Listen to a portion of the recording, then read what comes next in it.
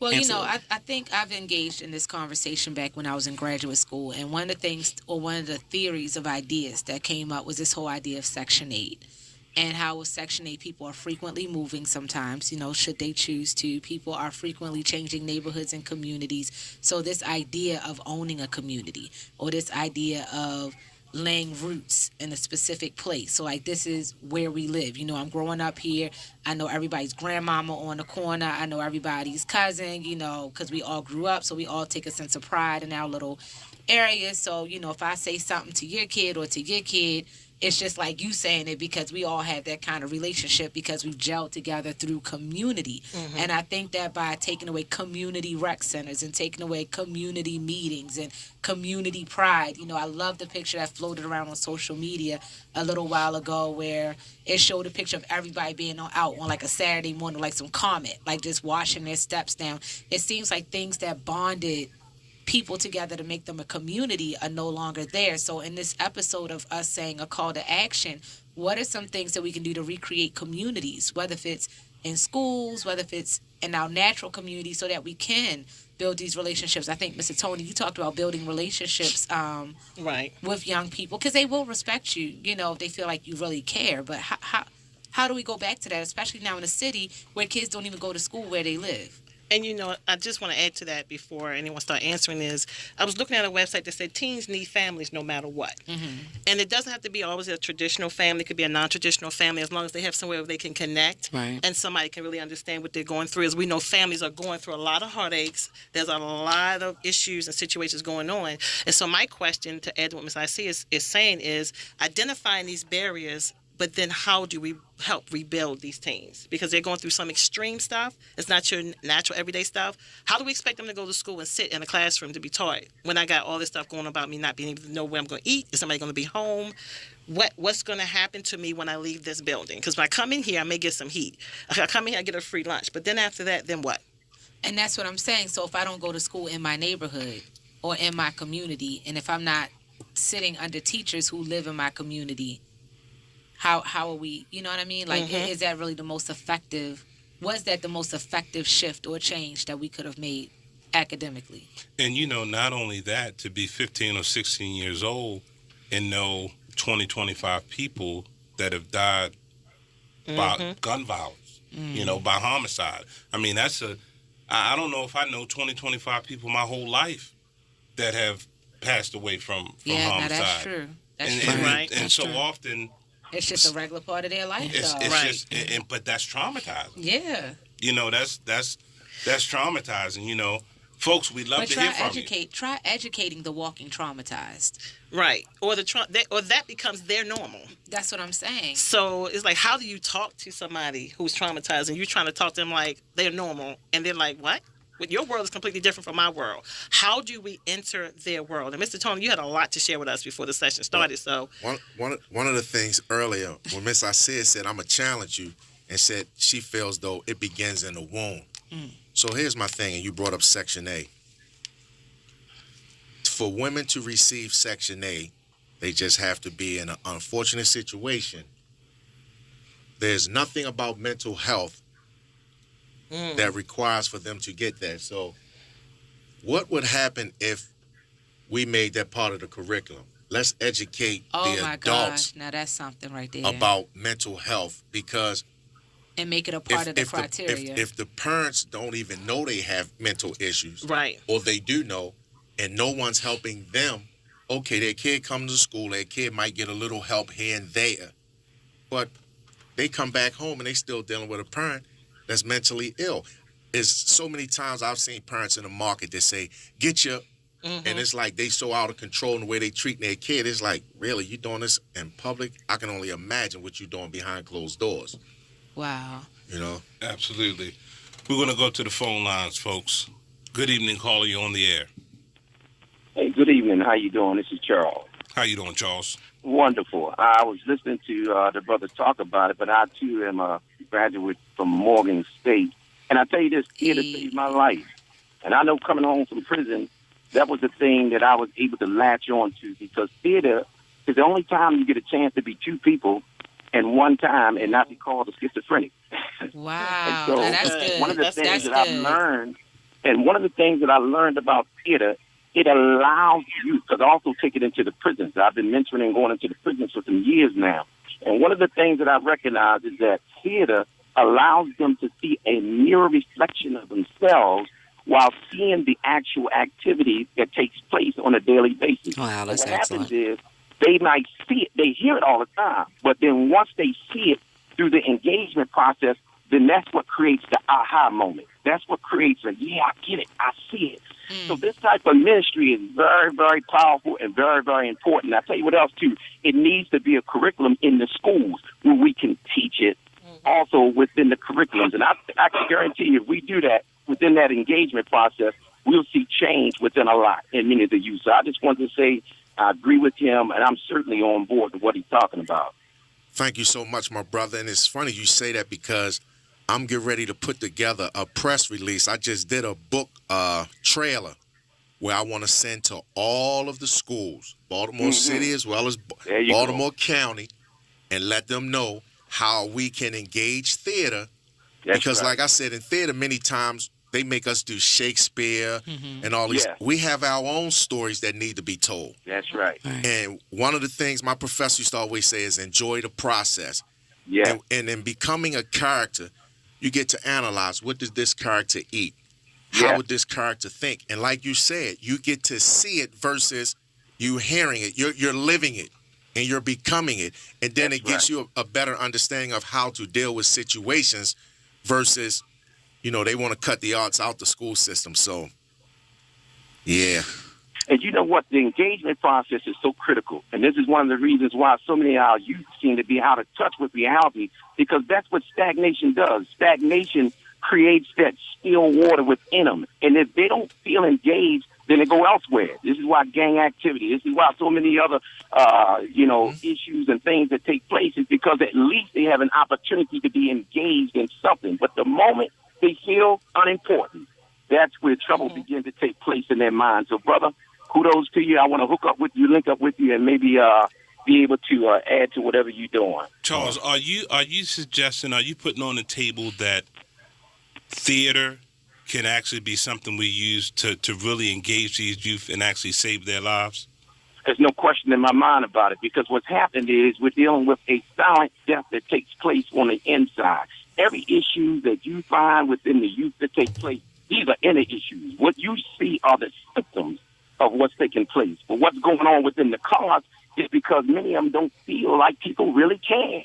They hear it, but they don't really feel. It's not until you engage them and bring it out of them. I know when I go into the prisons, many of them, they might say, man, they don't feel like people. But once I get in there and I engage them, then all of a sudden you begin to see the tears, you begin to see the cry, and all of a sudden they cry out because now somebody has taken the time to not just talk about it, but say, man, I really do care, and I see the gifts, I see the talent, I see it in you. Here's a mirror that's looking it together. And that's what takes place. That's what it is.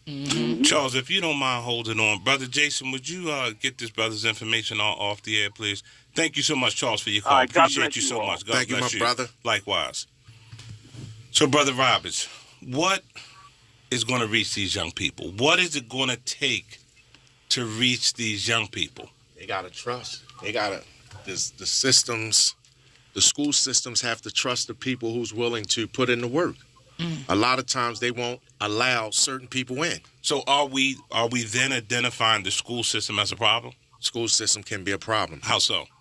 because they don't want to look at change. One thing I said in life, everything in life is evolved but education. You look at the cell phone, the iPhone 5, the 6, everything, the cars. But when you talk about education, they still keep running it the same way. You have people who have been incarcerated who the kids would respect because they've been on that side. And they instead of saying, well, we can't allow this person in because of his past.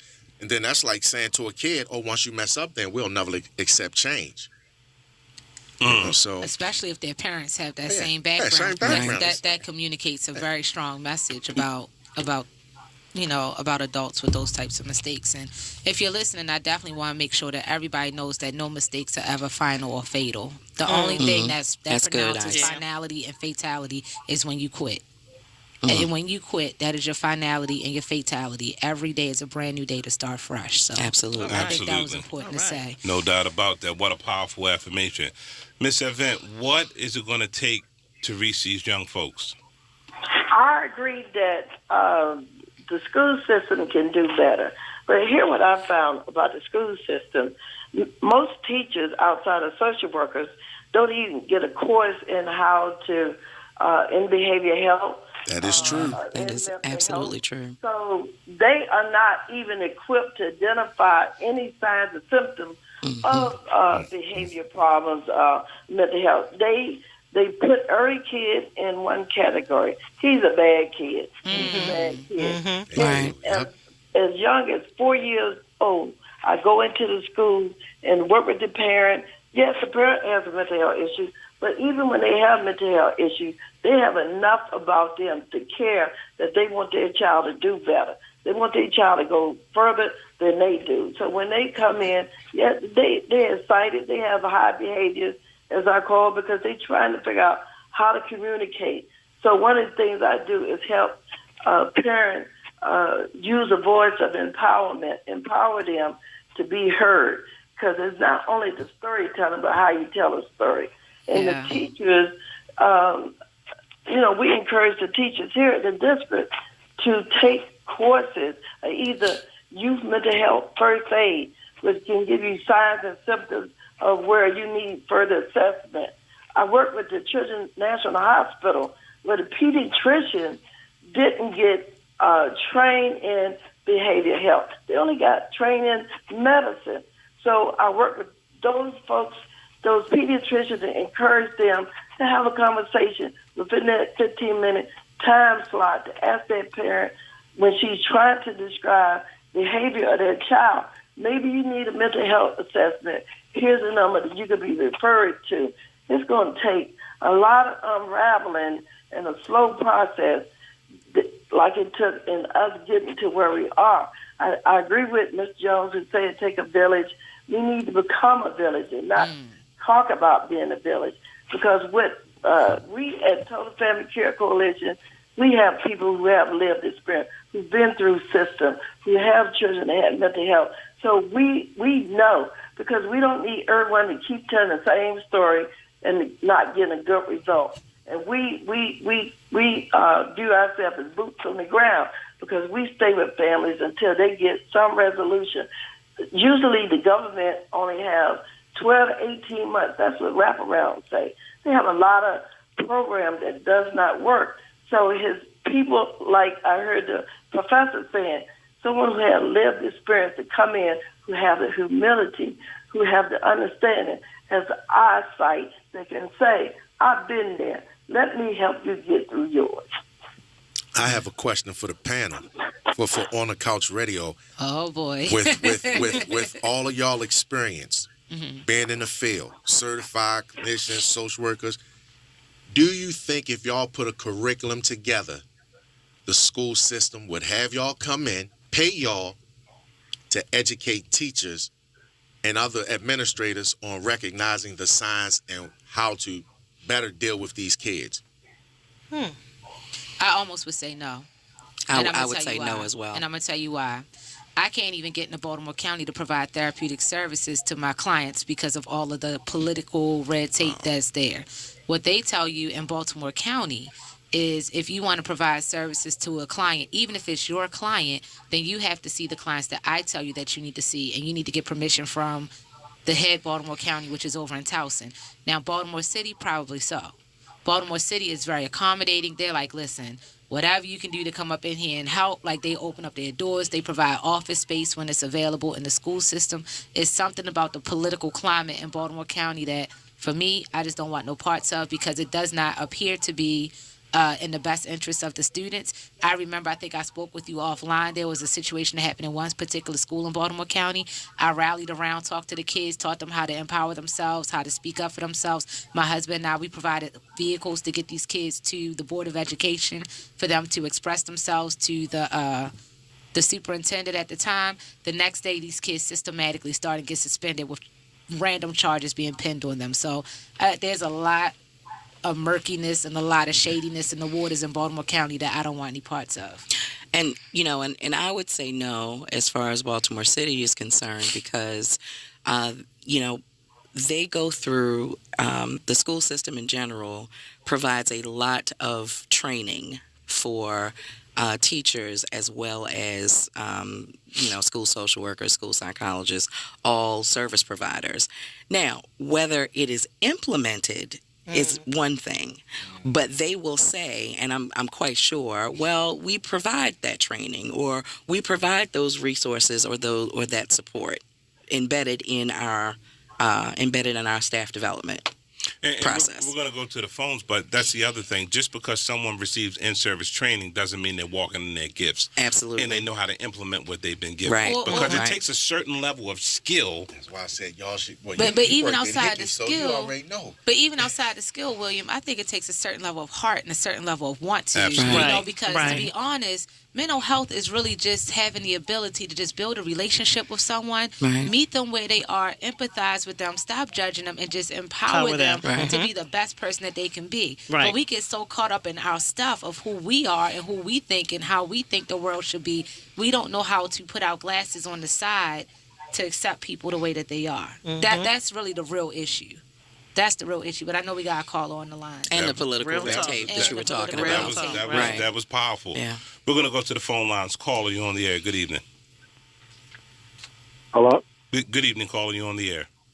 Yeah, I just want to give Mr. Roberts his props because I work with him, and he's a serious guy. If y'all need somebody to get in your organization and put the boots down, I know Mr. Roberts. He know me. Well, who are you, sir? We want to know you, too. Oh, I'm Kevin from Milford Mill. Oh, hey, Mr. Kevin. I heard him on the radio, so I had to give him his props. Y'all got a good guy there, so No doubt about it. anything done, he's the man. I'm telling you now because I work with him on various jobs. No I doubt just about want to it. give him his props. Well, look, but since you're in the school and since you're in the community, like what types of things can you do right then and there at Milford, since that's where you said you are to start? I try to mentor and give back. I deal with the special need kids, and I deal with talking with the boys. Every girl and boy I see in my school, I ask them how they grades and make sure that they're doing the right thing constantly. I'm just a building service worker. That's good stuff. Never minimize who you are, because every I interaction give is back. powerful. Even if I go in the store, any store I see young people working on, me or my wife will pull them up and tell them, great job, make sure you go to college. Mr. Kevin. Yes, you do. Not for them. It's not for them. Just try to do the right thing and respect your parents. You can go to school all you want, but if you don't have respect, it doesn't mean nothing, because as soon as you get the job, if you ain't got no respect for yourself, they're not going to keep them. You can have all the degrees you want. So that's why I try to teach the kids about life. I'll pull them up. I'm doing my thing, believe me. Thank you right. so much, All Mr. right. Kevin, Mr. for your Kevin. call. Thank you so much. Okay, bye. I was reading online, Mr. Roberts, and it was a powerful caption for, I think, an up-and-coming book that you have, My Testimony, My Story, My Struggles with Life, God, and Being Chosen to Be the Example of Faith, and My One-on-One Conversations with God. Book coming soon. Yes. What's the title of that book? Between Man and God. Tell us a little bit about it. It was my one-on-one conversations where I was mentally going through a lot, where I had a daughter that died. I didn't believe in God. I lost faith, dealing with my mother being on drugs, dealing with watching my mother being abused, and having these talks with God, just asking him, like, why me? You know, and getting arrested for murder, charged assault on police, and all this going on, cases was being dismissed. So for me, it was just like, man, what is going on? So when we talk about mental health, it even when I was at Morgan, I was going through a divorce mentally. I was living, after I moved out the house, I was living alone, and I would go home crying, thinking like, okay, God, like, man, what more do you want to inflict on me? And I still get, teary-eyed because the mental health thing is serious. Yeah. So for me, working with these kids, I always share that testimony. That's powerful. About what age were you going through this level of trauma? From ever since my mom was on drugs at a young age, so at 12, me and my brothers, we was like eating out of trash cans. She taking a welfare check to get high. So for me, it was like, you the oldest, you got to do something. So for me, that's how I got involved in hustling. And my only thing was, I was doing it. I knew it was wrong, but it was like, how else we going to eat? Right. So I understand why some of these kids doing what they doing. And I just feel like that God spared me because each one of my friends, my one brother was sentenced to 25 years, no parole. One brother was sentenced to 28 years, no parole. My other brother got 4 years, 30 of my cousins. And you tell me why I ain't go to jail? Same mother, same Something on father, your life, brother. same house. Something There's on a your God life, ain't somewhere. no question. Yeah, there's a God So that's why I somewhere. say between me and God is the story I have to tell.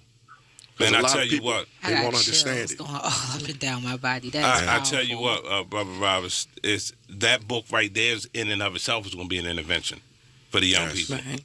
Yes, You know, because you've been on both sides of the fence. been on both sides. You've been in the trap. You ruled the trap. Okay?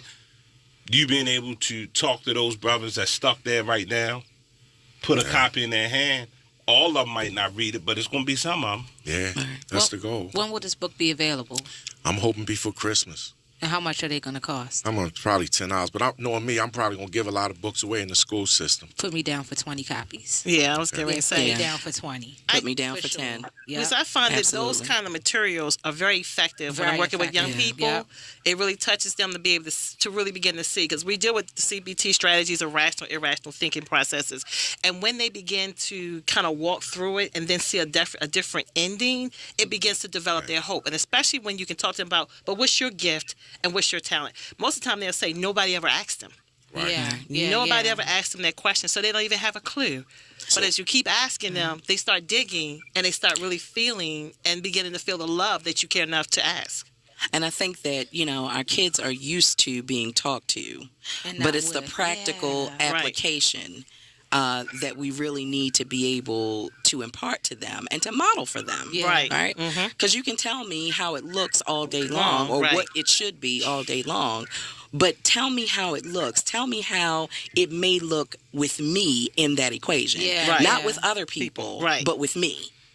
And like I said, when I was working with Mr. Batts at Hickey, I still wasn't living right. I even, it was like in these conversations, I would say to God, man, if you let me to live to see 30, I'll stop. Of course, I didn't. Wow. I'm 52. No. I'm 52. No. What in the world? And and blessed. I'm not in prison. Right, Wow. right. There's many people that have taken.